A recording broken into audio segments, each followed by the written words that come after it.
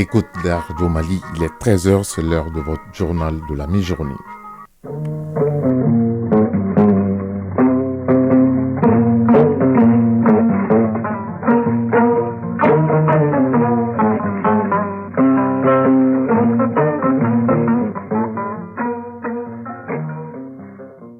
Le journal, Ousmane Daou. Mesdames et messieurs, bonjour. À la une de ce 13h, dans le cadre du mois de la solidarité et de la lutte contre l'exclusion, les œuvres sociales du président de la transition continuent de soulager les populations. C'est à Douila que le colonel Assimi Goïta a donné le sourire aux démunis. Pendant ce temps, à Bamako, le ministère de la Santé et du Développement social et ses partenaires sont au chevet des personnes âgées. Ils viennent de lancer une opération de consultation à leur endroit avec près de 600 chirurgies de la cataracte. Le dossier de ce trésor porte sur les femmes qui se coiffent en homme ou en garçonnet.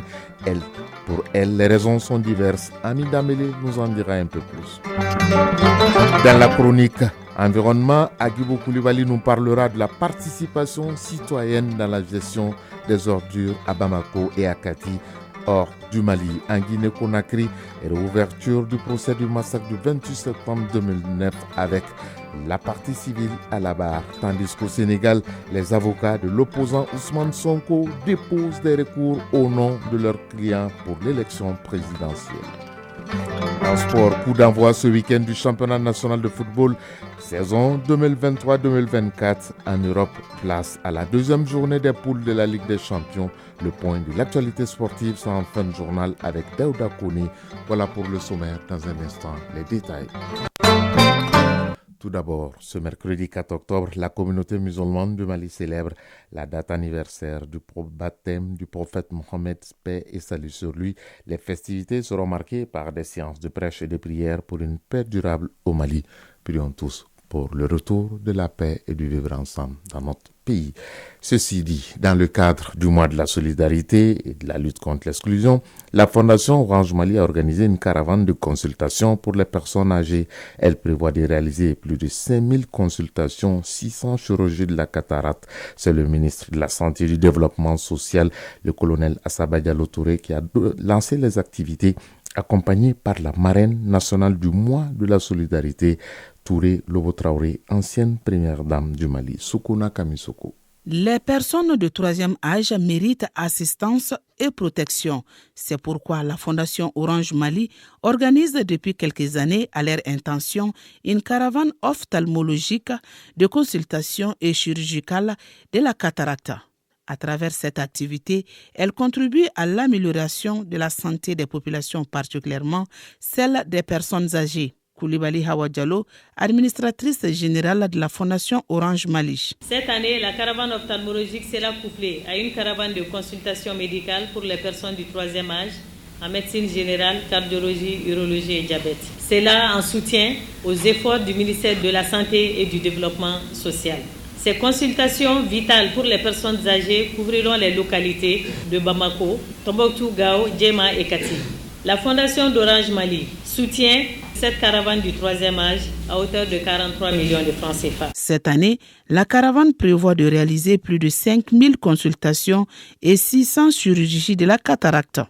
Colonel Assaba Diallo Touré, ministre de la Santé et du Développement social. La présente cérémonie de lancement de la caravane du troisième âge constitue la première activité des 4 semaines thématiques du mois de la solidarité et de la lutte contre l'exclusion. Cette première semaine de la 28e édition est dédiée aux personnes âgées. Elle a pour parrain l'officier d'artillerie, M. Toumani Sidibé, vice-président de l'association des anciens combattants et victimes de guerre. Durant tout le mois, j'exhorte tout un chacun à penser et aider tous ceux qui sont dans le besoin. Lieutenant Toumani Sidibé, parrain de la première semaine du mois de la solidarité et de la lutte contre l'exclusion. C'est la preuve que nous, porteurs d'uniforme, faisons partie intégrante de cette société qui porte une attention particulière sur ce que nous faisons pour la sauvegarde de la patrie. En marge de cette cérémonie de lancement, la marraine nationale de la 28e édition du mois de la solidarité et de la lutte contre l'exclusion a été présentée. Il s'agit de Madame Touré Lobo Traoré, épouse de l'ancien président de la République, Fé Amadou Toumani Touré. Dr Makalou Alou Badra, représentant de la marraine nationale Touré Lobo Traoré. Madame Touré Lobo Traoré est issue d'une grande famille dans laquelle piété et esprit de solidarité se conjuguent toujours au présent.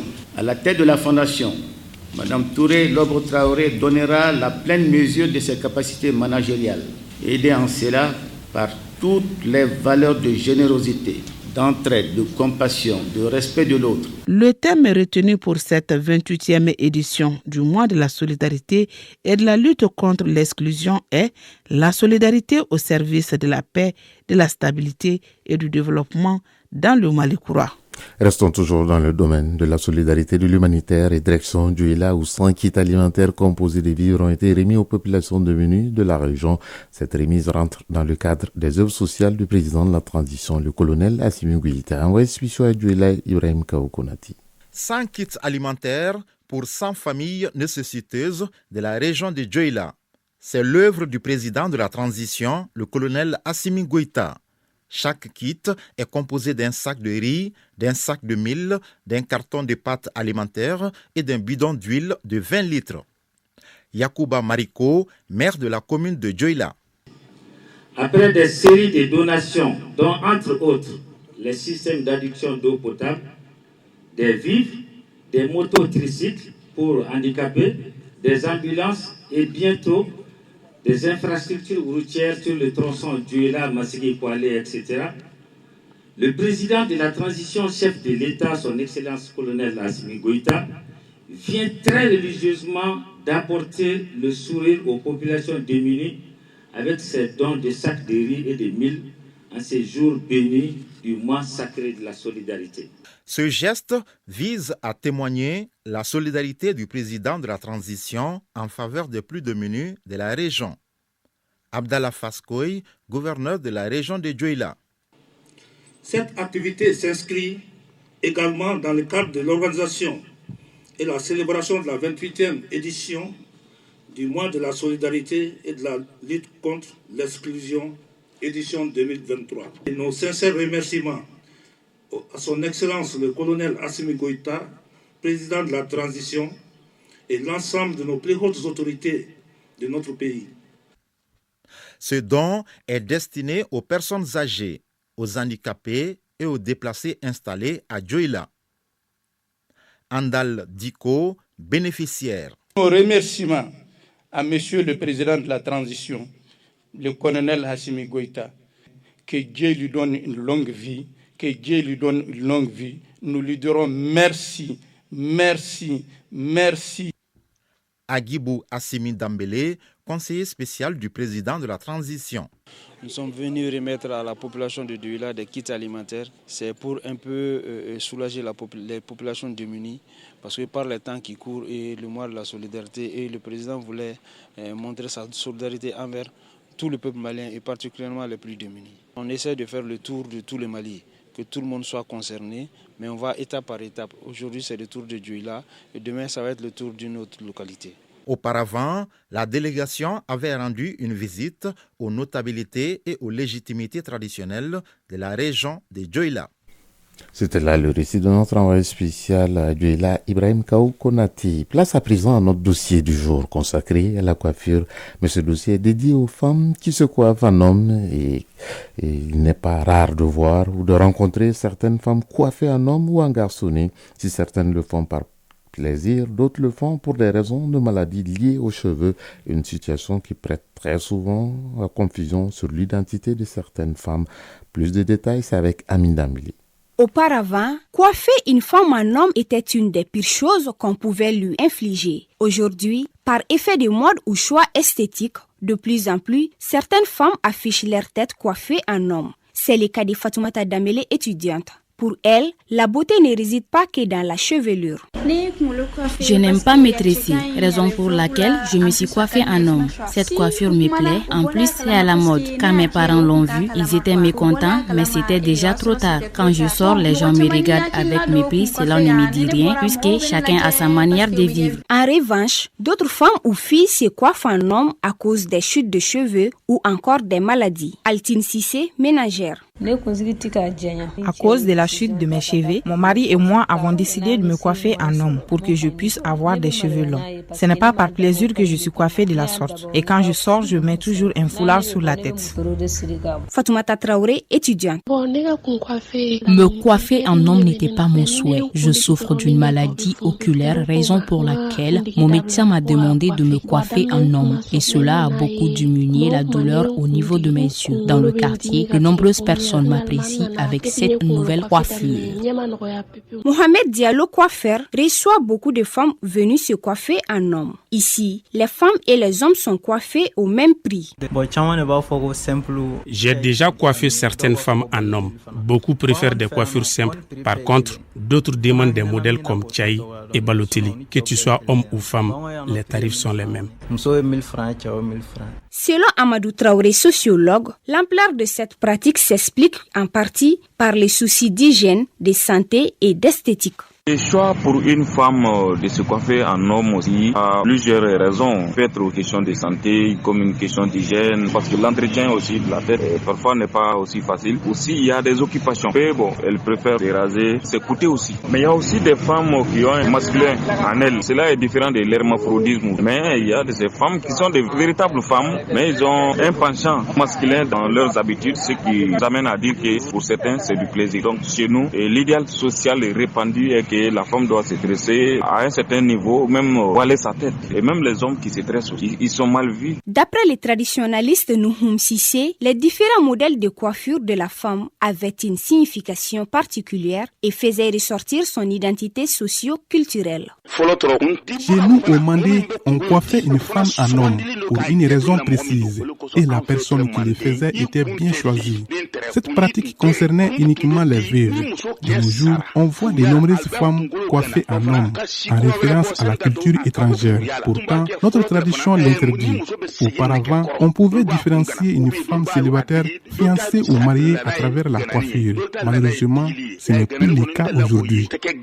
L'islam interdit qu'une femme se coiffe en homme. Selon Aboubakar Diallo, islamologue, elle peut en revanche diminuer sa chevelure. Le prophète alayhi salam a maudit les femmes qui cherchent à ressembler aux hommes. La règle de base est qu'il est permis à la femme de se couper les cheveux tant qu'il n'y a pas en cela une ressemblance avec les hommes, ni les mécréants. En effet, les femmes du prophète se coupaient les cheveux jusqu'au lobe des oreilles, comme le mentionne un hadith authentique des musulmans, rapporté par Abu Salama ibn Abdurrahman ibn Auf. Robert Sangaré, pasteur. La religion chrétienne n'interdit pas aux femmes de se coiffer en homme. Si nous nous référons à l'Église, à la parole de Dieu, c'est-à-dire que l'écriture biblique, il y a un verset qui dit que la femme, quand elle prie ou quand elle prophétise, il s'agit bien sûr à l'Église, quand la femme doit prier ou peut-être dans sa maison, quand elle doit prier ou quand elle doit prophétiser, elle doit se voiler le visage. Dans le cas contraire, si une femme n'aime pas couvrir son visage, la Bible dit qu'elle doit se coiffer ses cheveux comme un homme. Dans un pays à forte tradition comme le Mali, une femme qui se coiffe en homme est souvent perçue d'un coin de l'œil.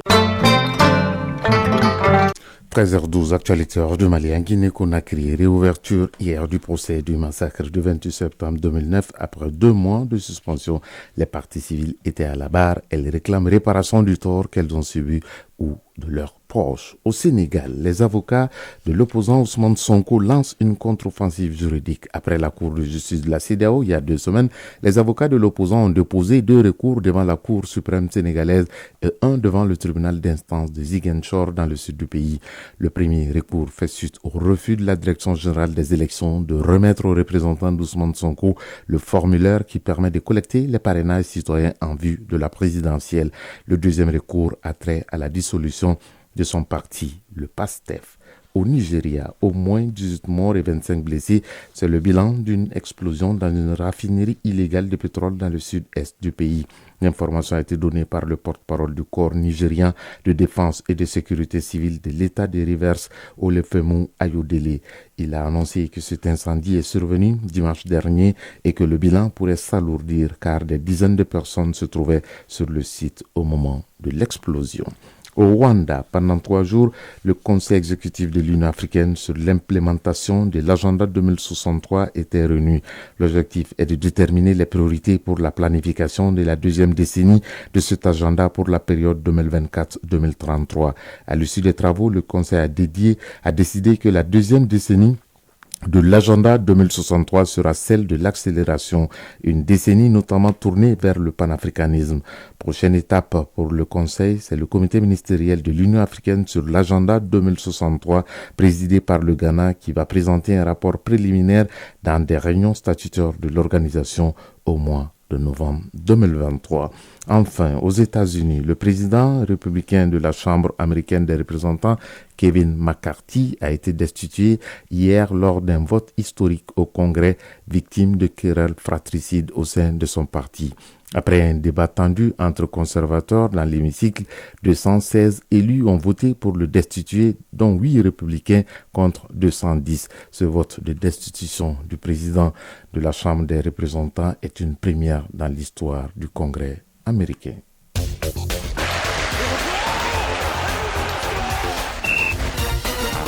Ce générique annonce la page sportive de ce 13h et on va parler football avec la deuxième journée de la phase de groupe de la Ligue des champions d'Europe qui démarre ce mardi, qui a démarré hier mardi et va se poursuivre aujourd'hui. Et sur le plan national, la saison 2023-2024 en football démarre ce week-end. Le développement de l'actualité sportive, c'est avec Daouda Kouni. C'est avec les rencontres Djoliba AC US Boukouni, ATS de Koro 11 créateurs de Nyarela au stade du 26 mars et AS Bakaridjan ASCO au stade Amarindao de Ségou que le ton de la saison 2023-2024 du championnat national de Ligue 1 sera donné. Les 3 rencontres sont prévues pour le samedi 7 octobre 2023. Le dimanche 8 octobre 2023, le stade malien recevra l'USFAS et l'USC Kita jouera contre Afrique Football Elite AFE. Le lundi, l'AS Police et le champion en titre, l'AS Real, en découdront. Le même jour, le club olympique de Bamako COB et l'AS Black Star de Badalaboku seront aux prises. La rencontre Union sportive de Bougouba, Binga FC clôturera la première journée du championnat national de Ligue 1, saison 2023-2024. Ce sera le mardi 10 octobre prochain. Cap sur l'Europe. 8 rencontres de la deuxième journée de la plus prestigieuse compétition européenne, la Ligue des champions de football, sont au programme aujourd'hui. Les Écossais de Celtic recevront les Italiens de la Lazio. En Espagne, Atlético Madrid sera l'hôte des Néerlandais de Feyenoord. Les Anglais de Newcastle seront opposés aux Français du Paris Saint-Germain et les Allemands du Borussia Dortmund vont croiser le fer avec les Italiens du Milan AC. Le RB Leipzig de notre compatriote Amadou Haïdara offrira son hospitalité aux Anglais de Manchester City. Les Serbes de l'Étoile Rouge seront face aux Suisses de Young Boys. Le FC Porto du Portugal jouera contre les Espagnols du FC Barcelone et les Belges de Antwerp auront affaire aux Ukrainiens du Shakhtar Donetsk. 8 autres ont été joués hier. La Real Sociedad de Amari Traoré en déplacement a dominé par le score de 2-0 Red Bull Salzbourg de Néné Dorgelès et de Sékou Koïta blessé. Dans le groupe D, Inter Milan s'est imposé par le minimum devant Benfica de Lisbonne. Quant à l'Union Berlin, dans le groupe C, elle s'est inclinée devant le Sporting Braga de Sikou Niakate 2-3. Dans le même groupe, le Real Madrid s'est imposé par 3-2 sur la pelouse de Naples. Dans le groupe A, c'est par le même score que Manchester United a perdu sur ses installations devant Galatasaray. Le FC Copenhague est tombé face au Bayern Munich. Score 2-1.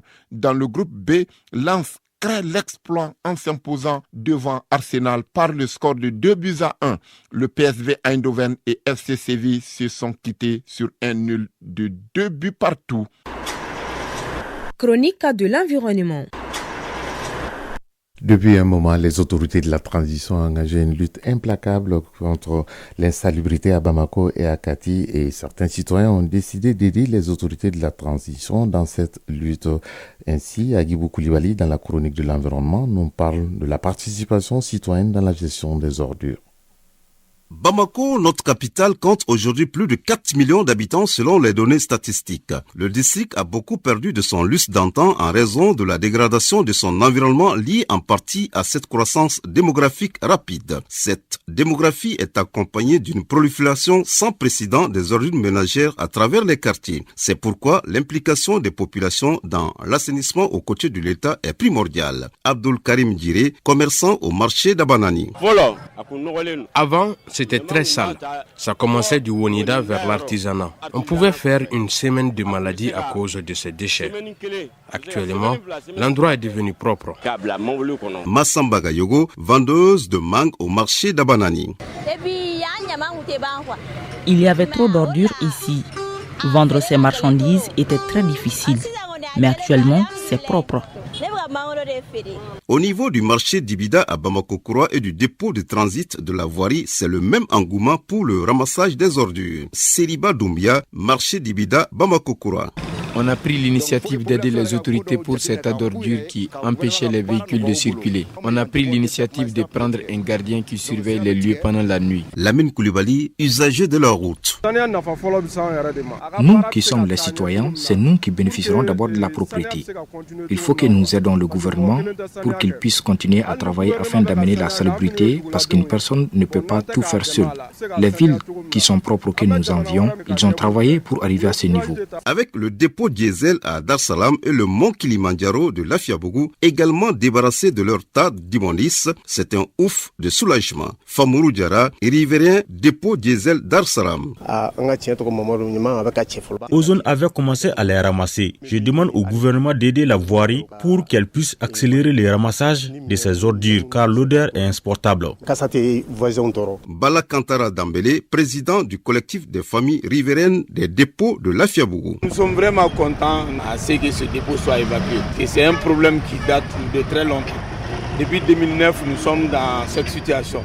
Donc évacuer ce dépôt, c'est un soulagement pour nous les riverains. Oumar Kone, directeur des services urbains de voirie et d'assainissement. Les résultats palpables que nous avons pu enregistrer dans la ville et qui sont vraiment remarquables sont dus au fait de l'intervention des populations qui se sont investies dans la propriété de leurs environnements, dans la propriété de leur cadre de vie. Ceci en contribuant et en faisant en sorte que les ordures ne soient plus déposées anarchiquement devant chez eux. C'est dire qu'aujourd'hui nous pouvons penser, que nous pouvons compter sur la population par rapport à leur investissement, par rapport à leur engagement, par rapport à leur participation pour rendre leur cadre de vie assaini. Ce geste citoyen doit inspirer les autres communes du district de Bamako pour que la capitale redevienne une ville coquette. C'est sur cette rediffusion de la chronique de l'environnement à 13h passées de 22 minutes à Dramani, région de Kaye, que ce journal se referme. Il vous a été présenté par Ousmane Daou, mise en onde Sidi Koulibaly, réalisation Adam Maïga, mise en ligne Cheikh Abdelaziz Koulibaly. Prochain rendez-vous avec l'actualité, c'est à 19h30. Bonne fête de Mawlud à toutes et à tous. Chacun de nous ne peut être une étoile, mais tâchons de briller pour éclairer là où nous sommes. Tout le plaisir a été pour nous de vous servir et à très bientôt.